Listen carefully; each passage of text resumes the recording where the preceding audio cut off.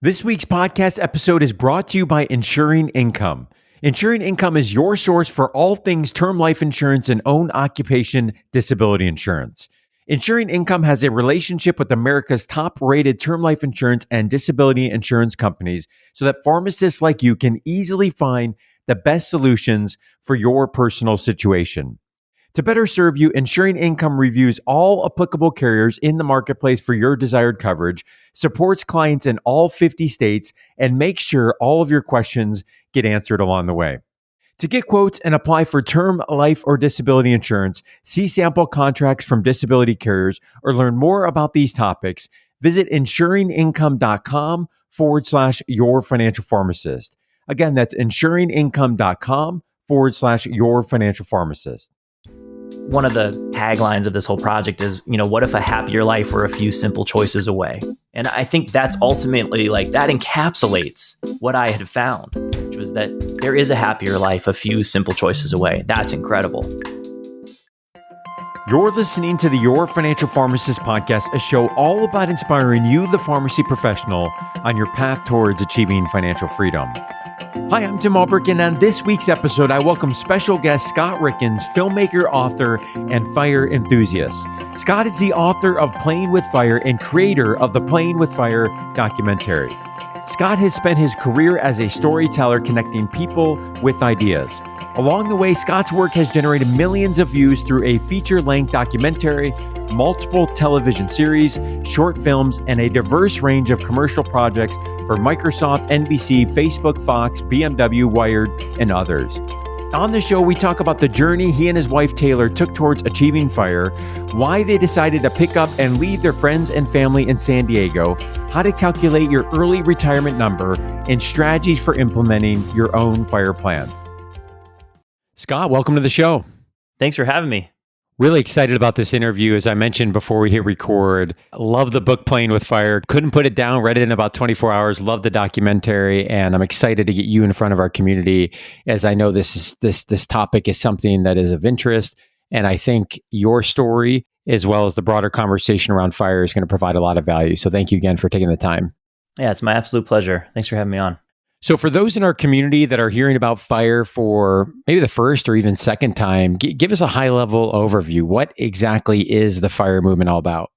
So the FIRE movement, FIRE is an acronym that stands for Financial Independence, Retire Early. And I think it's a community of people who are practicing sort of a preconceived set of principles so that they can put themselves in a position of financial independence, potentially retiring decades earlier than they would have expected with sort of the way we saw ourselves growing up. So, it's sort of nebulous because there are certain rules that, there's things like the 4% rule that's called a rule, but it's really more of a guideline. And I kind of see many of the principles of FIRE being more of a guideline than a rule. So there's no hard and fast rules in the FIRE movement. There's probably not even a real movement yet. But I do think that we're starting to see seeds of social change. And once this can really hit mainstream to the point where we're seeing, social change predicated off of or because of the FIRE movement, then I think we can call it a movement. But for now, it's fun to call it the movement because it helps those of us who are trying to make it a movement move along.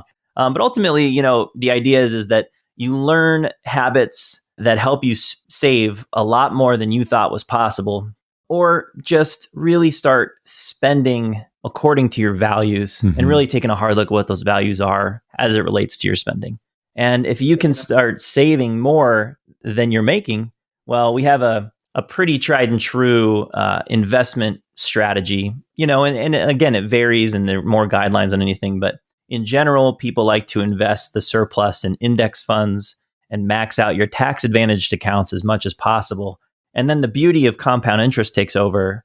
And the next thing you know, you're looking at a growing net worth, a growing portfolio. And before you know it, you might have enough to live off of for the rest of your life. So these were all foreign concepts to me 3 years ago. And then I heard a podcast with Mr. Money Mustache, who is maybe one of the modern founders of the FIRE movement. And he was discussing these things and I had never heard of them. I always looked at investing as sort of this nebulous thing that I wasn't too aware of, and I would need a master's degree to even participate in. So I kind of brushed it under the rug. And then I heard about all these things, and it all sounded pretty easy to understand and pretty accessible, and it all made sense. And so that's kind of how I got on the path to our FIRE journey. That's great. And I love that you mentioned Scott guidelines, because I think that it can feel, perhaps if people are learning for the first time, that it's an exact science, or, it's somewhat legalistic in some regards. But, as we talk about many parts of the financial plan, it comes down to customizing it to your personal situation, and everyone's situation is different. So I think the guidelines and principles are really important. And one of those being, you mentioned the 4% rule. Talk to us about what is the 4% rule, and how does that impact one determines what their quote FIRE number is? Yeah, so the 4% rule, like I said, more of a 4% guideline, is a pretty incredible little assumption, and it's that if you withdraw 4% off of your portfolio annually, that I think it's something like you have like a 96% chance of not running out of your principal investment portfolio over 30 years. And it's based off of this thing called the Trinity study. So another way to look at it is, the way I like to look at it is the 25X rule. And so basically you take your annual spending, let's say it's $40,000 a year, and you multiply that by 25, and that is $1 million. And so basically it gives you a way to figure out, how much do I need to retire? So if your annual spending is X, you multiply X by 25, and that's how much you need to retire, because you'll have a 96% chance of never running out of the principal investment portfolio that you have. And so it's a pretty darn safe assumption and guideline. Now, there are some people in the movement that are maybe talking about 3.75 or 3.5 is even safer. And that's, that all has to do with so many different parameters, your risk tolerance, if you plan to have sort of a side hustle or any kind of passive income or non-passive income into your quote unquote retirement years. And those things can affect, when you decide or what your percentage is, or when you decide to pull the trigger on your path to financial independence. But in general, I mean, I was starting from scratch, so I couldn't have even told you how to understand what I need to retire, or what that would even look like. And so to just call it the 4% rule or the 25X, and the way I just described it to you, like, that's pretty simple. It made sense to me, and it's backed by some pretty credible studies. So and like I said, there's people in the movement who are far superior to me in intelligence, who pick the stuff apart, annually. And so this isn't something that's like, oh yeah, a study way back in the day said this thing, so we're all good. This is something that people are constantly scrutinizing. And it turns out what it's all predicated on is the stock market over time just continues to grow.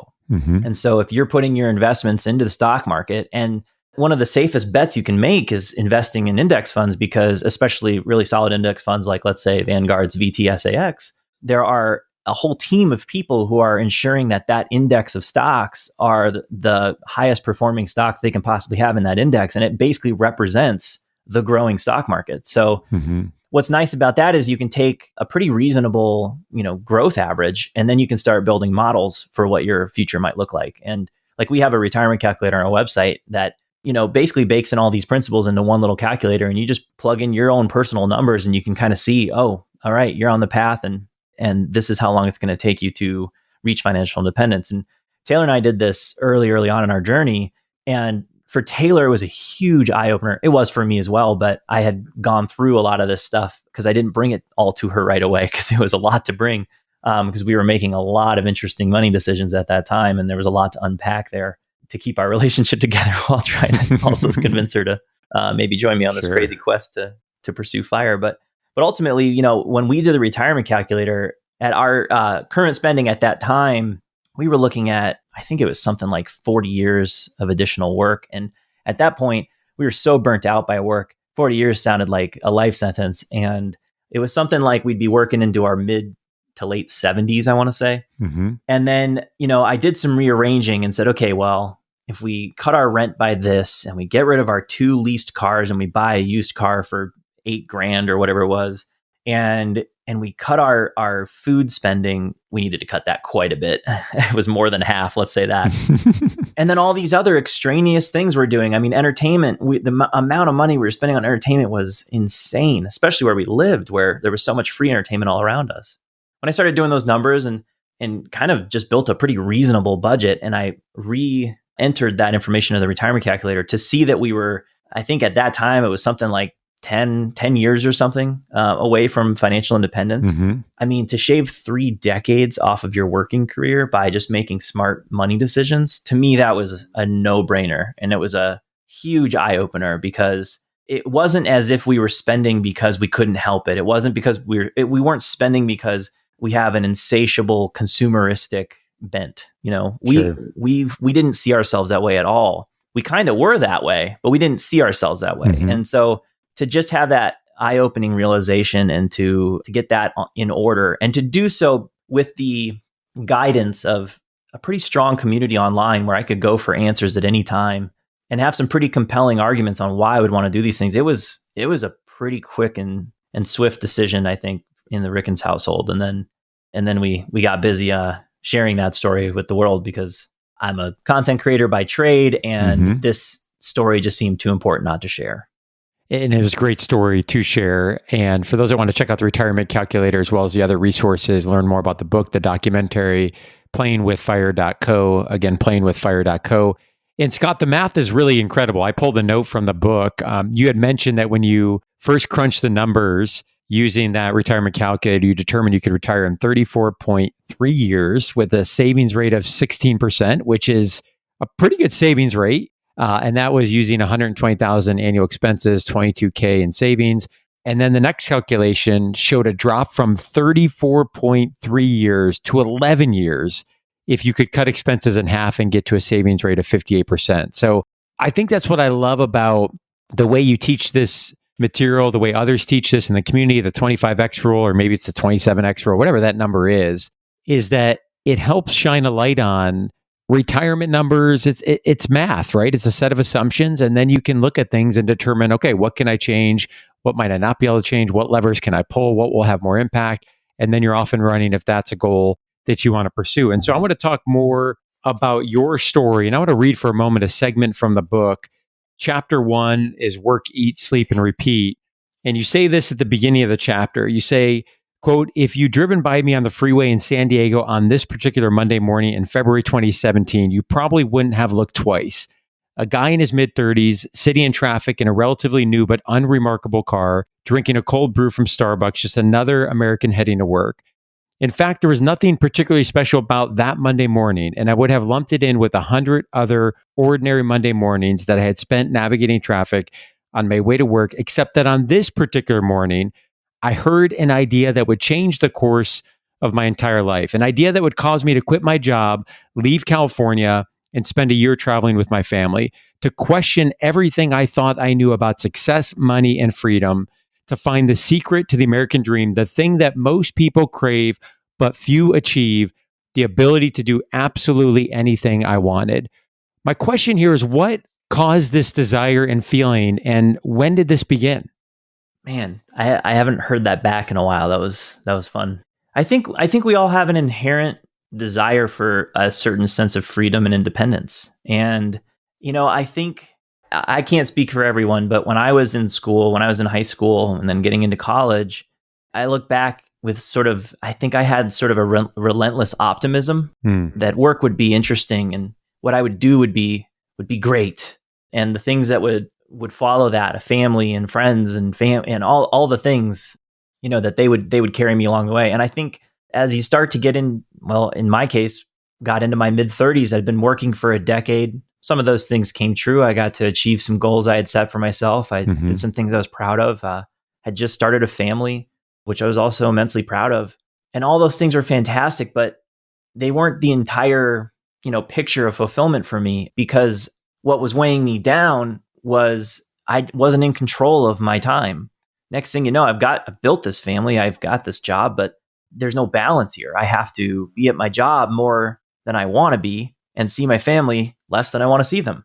I think that's what it really boiled down to, was just, why don't I have that control? And when when it hit me, what really hit me was it was my own decisions. It was my own choices, our family's own choices that were hindering us from having that control and having that freedom. And that's something that had not connected for me. And, at the end of the day, for better or for worse, money is how the world operates. This is how our social construct has been constructed. So what it really boils down to is, can you earn money? And if so, how are you using it? And I just had not spent the time to consider those things. One of the taglines of this whole project is, what if a happier life were a few simple choices away? And I think that's ultimately that encapsulates what I had found, which was that there is a happier life a few simple choices away. That's incredible. And then the next question that we kind of posed to ourselves was how far would you go for financial freedom? Yes.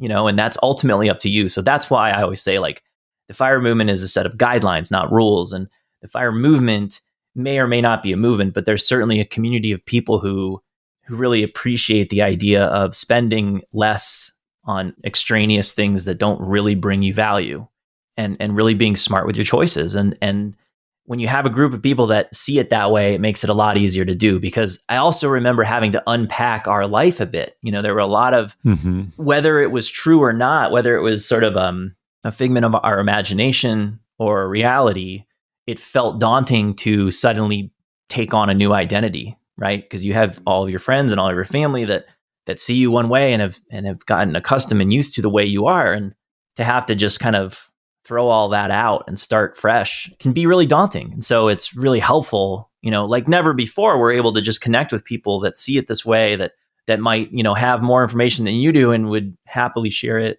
for free instantly. That's never really happened before. And I think that, like many things that the internet's provided, it's created a place where like-minded people can come together and learn from each other and grow something really quickly, grow a social movement very quickly. And right now, phase one of the FIRE, whatever it is, to me is getting the word out. It's improving financial literacy and realigning our world's connection with what's most important. That's a big daunting task. It's going to take a lot of time, but the best case scenario would be that phase two is liberating a bunch of really smart, ambitious people from jobs that they may be apathetic at best about, and liberate them to go pursue, their favorite future. And what could that look like, and how could that change the world? I love the way you're thinking about that, because I share that with you, Scott. What would that look like for our communities? What would that look like in terms of people maximizing their talent and their passions? And, we're so passionate at YFP about if we can help put together a financial plan that allows people to pursue some of those goals. Wow. I mean, game on in terms of what we could see and people getting the most out of the talents that they've been getting. One of the things in the book that really resonated with me, as well as the documentary which showcases, is the process that you and your wife Taylor worked through to get on a shared goal and path to pursue FIRE. And you mentioned this wasn't easy. You were obviously on board, ready to go, had been learning a lot of information and trying to get on the same page. But what I loved was in the book, in chapter 3, you talk about an exercise where you and Taylor independently wrote down 10 things that provided happiness, and then you came together to share those lists. Why did you do that activity, and what did you glean from doing that? Yeah, I think, looking back, it was a lot smarter decision than I think I knew it was at the time. But ultimately, if we needed to align our values with our spending, it's like, well, what are our values? And I think an easy way to decide is just think about what makes you happy. And, we did a happiness list predicated on a weekly basis, and it felt like the right time frame. Like if you do on a daily basis, you're going to get in the minutia of life, and you might get too specific about the things that bring you happiness. And if you go too far out, you might get a little grand, and it might be international travel or BMWs or, whatever Taylor might have put on the list at that time. But a weekly basis, it's like, what are you up to this week? And it's like, well, I've got work, I've got this, I've got that, and what am I going to do to kind of inject some happiness along the way? Well, I'm going to go for a walk. I'm going to go for a bike ride. I'm going to maybe, make a nice dinner this week, or, whatever it is. So it becomes that sort of centered, realistic happiness list. So I really like the weekly time frame. But yeah, we sat down and did that. And there's a couple elements to it. One is I can't decide for Taylor what makes her happy. And at that time, we're living in this beach community and we're spending a ton of money to do so. And if the beach was on her list and the lifestyle that particular area provided was just swarming her list, then I had my work cut out for me. We would have to figure out a way to make that work because, the idea of pursuing FIRE was not to go create a whole bunch of disruptive, diminished returns. Like I wanted to make sure that this was going to improve our lives. And so, I needed to hear that from her and she needed to consider it too, because you can easily be reactionary when you think something's about to be taken away from you. Mm-hmm. You can easily be reactionary when you're being propositioned with something as drastic as maybe FIRE could be. And it was for us of like, having to, not having to, but maybe making the choice to move. It's a big choice. Leave your friends behind, leave your jobs behind, like whatever you end up doing.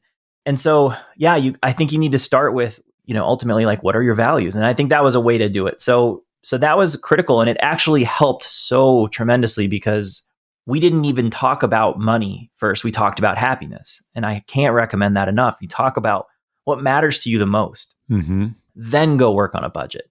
Don't work on a budget and never talk about happiness, or go the other way, talk about your budget and then talk about happiness. Like, how are you going to budget for things if you don't know what you care about?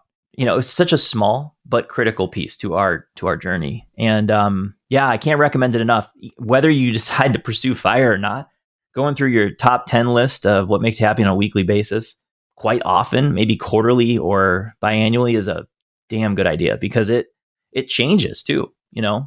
We're evolving beings and we care more about things sometimes and care less about things other times. And those things should be reflected in your spending habits. So yeah, that was critical. And I got lucky in that scenario because she did not talk about her expensive car and she did not talk about the beach. And so, that really was an opening to mutually discuss the potential for leaving. And that was ultimately, I think, what I would credit with why that was so successful. And that was the sense I got when I read it. And it's cool to hear you talk it out loud. I hope our listeners will take you up on that challenge to do it. I couldn't agree more. And just as I reread some of these, it puts things into perspective really quick, right? I mean, I see things on here like hearing my baby laugh, spending time having coffee with my husband, going for a walk, going for a bike ride. And I think starting with those types of conversations around happiness and then getting into the budget and the plan and how we're going to get there is so important. And we talk this often with the financial plan of think about the goals, script your plan, and then we'll get into the X's and O's because the X's and O's should be within the framework of the vision that we have. And that vision should ultimately drive back to how is money a tool related to deriving happiness. And by the way, Taylor nailed this when she had on here wine, chocolate, and coffee, 3 of my favorite things. So she crushed that list. Yeah. And I told her, look, we can buy all the wine, chocolate, and coffee you want if we take these steps on all the rest of it. And it's worked. So you mentioned the BMW, and I know that comes up throughout the book, but in all seriousness, when our listeners hear the time frame I mentioned earlier, going from a projected retirement in 34 years down to 11, and how do you get there? You cut expenses and you increase savings. And obviously the next question is, well, how do you make dramatic cuts to expenses so you can increase your savings? So you mentioned food being one of them.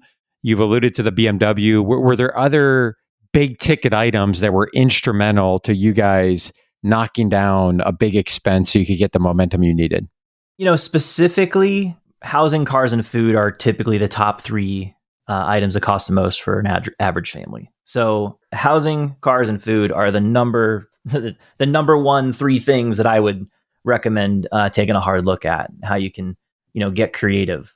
Outside of those specific things, I think, the thing that was the most important was the mentality, the mental shift, and being on the same page. Mm-hmm. Because, and I can tell you this from 3 years of experience now, we're not always rocking the FIRE train. It's not consistent. Like it can be consistent. We can go months, even years where we're on track. And then like COVID hit and boy, one excuse after another just start popping in like, oh, hell no, I'm doing this, I'm doing that, I'm buying this, I'm buying, I don't care. And I don't regret it. We looked back at the new year, during the new year here, we looked back at 2020 and we said, you know what? I think it's better if we just don't look at it. Let's forgive ourselves for the decisions we made, and let's look forward, because the good news is we already kind of built up the muscle. We already worked out. We already know how to do this. And so let's just do it again. And it's amazing because it was literally a mental shift. We sat down to kind of plan out our 2021, little vision board kind of afternoon. And it really came down to like, we wrote down like the things that we wanted to shift from 2020 to 2021. And it was like, anytime we make a purchase, we talk to each other about it first, no matter how trivial, because that will make us question our own decision on whether or not we need that thing. It will be less about what I have to say to her, and it's more about what she has to say to herself. And it kind of prevents this reflexive, oh, it's on Amazon, let's grab it real quick. It'll be here in 2 days, easy day, done. And that can get out of hand so quick. And so it was, we've done things like that in the past, like, put something in the Amazon cart, you have to keep it there for 3 days, and you come back in 3 days. And if you still want it, you can get it. We needed to go a little harder this time into this new year because 2020 was a dumpster fire. But again, it's just like the best thing you can do is flex that mentality, because we immediately got on the same page. We didn't have to have the difficult discussion again. And I think we had the financial maturity finally to look at 2020 and say, there was a reason for those decisions, and we don't need to sit here and relive them, and we don't need to make ourselves feel bad about them. And it did set us back a little bit on our FIRE journey, but we're in good shape. And thank goodness, because, with the destruction of this year, I mean, how grateful and lucky are we that we found this when we did? Absolutely. Imagine where we would be if we hadn't. And imagine all the folks who are suffering through these difficult times, and so we were able to look at that and go, okay, we're super lucky. Let's get back on track, because it'd be a real damn shame not to, considering everything we have. It's like we can't afford not to do the right thing here. So I hope that answers your question. I don't like getting into the specific things of how to cut budgets, because it's really personal. You may live in a low cost of living area already with a budget that's kind of maxing out, and you don't know what to do. And that could be a matter of having to find ways to increase your income, negotiate a bigger salary, move to a better place, or not a better place, but a place with better prospects for higher salaries in your job, and then being more deliberate about what your costs are in that higher cost of living area, so that you can reap the benefits of the higher pay, but not have to also, succumb to the higher living costs. There are ways to do those things, the geo arbitrage stuff. But to me, that's all the fun, fine dining in the FIRE community. That's all the stuff you can learn in the blogs and the podcasts and whatnot, is all those very specific, detailed minutia of how to really formulate your budget if you want to go hard. But to get started, I think the bigger challenge and the bigger quest is for people to align their values with their spending and start pushing themselves. Taylor and I, we did something that I would recommend. Actually, it was extreme in some cases, and I use that word kind of flippantly. I don't know if it's extreme per se, but we did a lot of things very quickly. Within months, we literally packed up and moved our stuff to try to find a place that was cheaper to live, leaving behind a job. I quit my job to do this, and we left behind, a whole set of friends and a whole culture that we had built for ourselves, and we slashed all of our spending so hard that we ended up, at our peak, we were at like a 76 or 78% savings rate, something in that range. It was extreme. We didn't buy anything unless it was absolutely critical. And we started to get a little miserable, to be honest. Like, it wasn't fun, and part of that was good though, because we were ripping off the Band-Aid and showing ourselves, how much retail therapy we were really doing. And it ended up being, it's like such an old adage, but it's like, the best things in life are free and all that stuff. It's like, yeah. And not only that, but we were going to sushi dinners, let's say, or just nice fine dining dinners so often that I remember one time sitting down to a beautiful, amazing sushi dinner, and we were walking home from it. And I think our discussion was something along the lines of like, yeah, it was good, but I feel like last week's was better. And it was like, that's horrible. That's a horrible, waste of money, because if I'm comparing this amazing, decadent, unbelievable dinner that, took, if you think about what it took to get that fish on that plate, It's incredible. Sure. And I'm sitting here comparing it to last week's, and it's like, oh my gosh. And so to go through and really, rip that Band-Aid off and go through the sort of quote unquote hardships, and then all of a sudden we haven't eaten out in 2 or 3 months. And then you go to a medium fancy restaurant and it's like heaven. Yeah. It's so amazing. And so it's almost like it's a weird hack where all of a sudden you're like, wait, I like this more now. Yes. Because I'm doing it less. And that's when you can get into stoicism and all these various philosophies. And I don't know, it's just like our life started improving even when it was more difficult. And that was an interesting paradox that ultimately, to bring this all back, is the reason why I suggest, if people are interested in this and you decide to do it, to go hard at first, because, push yourself as hard as you can to see what your not your breaking point, but like, your proverbial budget breaking point. Yes. See what that is, and then work backwards from that. Don't start where you are and incrementally try to improve, because I just don't think that's going to be as effective, and you probably won't stick with it, But for us to like go to 76, 78% savings rates and be miserable and start going, okay, what are the things that we should add back in? And that was a deliberate decision. And next thing you know, we're hitting like a 50% savings rate, which is incredible. And it feels easy. It feels luxurious. And it's like, oh, this is it. This is awesome. How lucky are we? But we could have been doing that the whole time if we had just made better decisions. And so, yeah, I hope that helps. It does. And the book and the documentary really takes the reader or viewer through your individual stories. And I also like in the book, you bring in other examples, as I think that, again, back to the comment about customizing the scene, the different variations, helps give people ideas about how this might apply to their own individual situation. And one of the questions I have for you, Scott, is when I read the book, I really connected with you as a father of 4 young children. You discuss in the book the birth of your daughter in 2015 and how ultimately you'd be pursuing this journey together as a young family. And I suspect many of our listeners are wondering, man, is this really possible? Is this lifestyle and this goal realistic with children? You picked up, you moved, you made some drastic cuts along the way. What advice or what thoughts would you give people surrounding pursuing FIRE while they have a young family? I don't know that the children thing's tough, because they are expensive little buggers, They are. They're going to quote unquote set you back from your financial independence date. Fact. But that's ultimately a trade-off. I'm sure you would agree with me is well worth it. Sure. Yes, absolutely. Nothing's more important. I think for me, I look at it a little differently. It's not, hey guys, you got some kids, here's a couple of tricks to make it totally possible to do FIRE. If you use kids as your excuse not to pursue FIRE, you're not going to pursue FIRE, but it won't be because of your kids. It's because you have decided that's what you've decided. Don't use the excuse of your kids. Mm-hmm. I'm here to tell you. I mean, I only have one, so I don't have 4, bud. Sorry about that. Jeez, that's good for you. Wow, fighting the good fight. But ultimately, we've got such a better plan for our financial future and her financial future because we've decided to make these choices.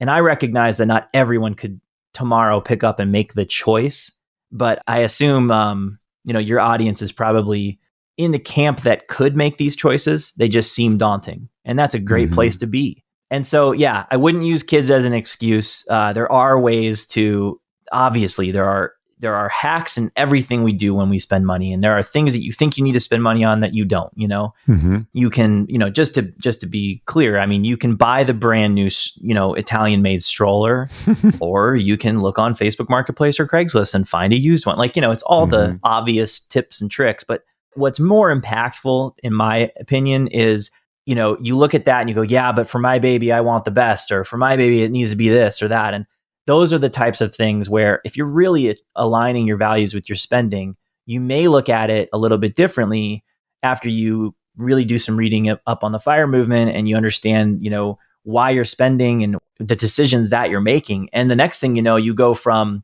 only the best for my baby to only the best for my baby. And what that entails is not a brand new Italian made stroller. It is buying the budget stroller, because the amount of money that we could save by doing that will ultimately lead to that child's college fund, or our ability to spend more time with that kid, which will then allow that child to grow better, have a better relationship with their family, with their parents, get more attention, and so on and so forth. I mean, these shifts are exponential. The compound interest does not just take over on the money.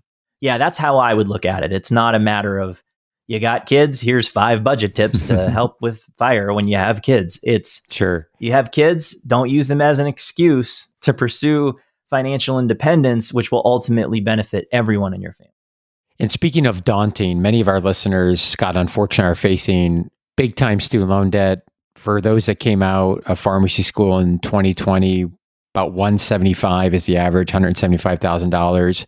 So maybe this goes in the excuse bucket, maybe not, but obviously big student loan debt. Granted, they have a decent income to work with, but what are the thoughts for folks that have big mountains of student loan debt? Obviously, that's a barrier, but is something that others are facing. What have you heard from your experience, and what advice or thoughts would you give folks that are looking at student loan debt but want to pursue a path towards financial independence? First of all, I have the utmost empathy for people that have that kind of a mountain of debt. And, the hope is that debt was, an investment in an education that's going to give you the ability to pay off that debt and ultimately be even better off for it in the long run. And so with that in mind, nothing changes about my advice or the way I see it, because if you have debt, as insurmountable as it may feel, that is ultimately just one barrier in the way of financial independence. And so I guess instead of starting from zero and then starting to build your net worth, you're starting from negative and starting to build your net worth. Correct. Either way, I would say if you have that amount of debt, you should consider it and treat it as an emergency and a crisis. And people with that situation should absolutely pursue FIRE, at the very least, to get themselves out of that debt and starting at zero, And what you do see oftentimes is people that I've seen it with my own eyes. I've talked to people that did these things and then pulled themselves up by the bootstraps, got the FIRE thing going and pulled themselves out of the situation. You still have all these choices. And a lot of times you'll see you've got this mounting pile of debt, but you have a nice income and the debt only costs X amount a month. So I'm going to lease this new vehicle. I'm going to get this nice house because I worked so hard to become this profession. And now that money's coming in. So this is what we're going to do. And all of this boils down to still is choices. It's those choices. Hey, I'm going to buy a used vehicle with cash that I saved up, and I'm going to eliminate these monthly payments. And those monthly payments are going to go to fund our 401ks and our Roths. Or if you have a mountain of debt, we are going to pay off that debt as voraciously as we possibly can to get ourselves in a better position. I don't know. The advice doesn't change. If anything, it becomes louder if you have a mountain of debt. And that's a non-empathetic but realistic way to look at it. And another thing I should say is one of the prominent people in the FIRE movement, his name's Jonathan Mendonsa. He's a co-host of ChooseFI. He was a pharmacist. Yeah. And he walked away from his job about a year after finding FIRE, because he realigned his spending with his values. He got right. He got on a good track, and then he built what was originally a fun side hustle into something that could sustain him. And he chose a different path in pharmacy. And I'm not suggesting people need to do that. Some people may love their jobs. And by the way, the whole retire early thing, let's not get caught up on it. It happens all the time. You may like your job. Great. This is still for you. Because if you enjoy your job, but you have the freedom and flexibility, if conditions change, that's still a win-win. Absolutely. Ultimately, it's about gaining back your freedom of choice. Couldn't agree more. I think financial independence is a goal we all should strive for. And I think that should resonate with folks, whether they love what they do every day, they don't, or somewhere in between. And I want to again point our community to both the documentary Playing with FIRE as well as your book, Playing with FIRE. I can't say enough about both of those, what they've meant to me, the impression they've left on me and my wife, Jess. Playing with FIRE, the documentary, available on Amazon, iTunes, Google Play, Vimeo, or folks can pick up the DVD at playingwithfire.co. Storytelling is outstanding. It was named a top 10 best finance movies of the decade by US News. It includes a cast of personal finance and FIRE all-stars, including Mr. Money Mustache, Vicki Robin, who's the author of Your Money, Your Life, The Minimalists, The Mad Fientist, Jonathan Brad from ChooseFI, and more.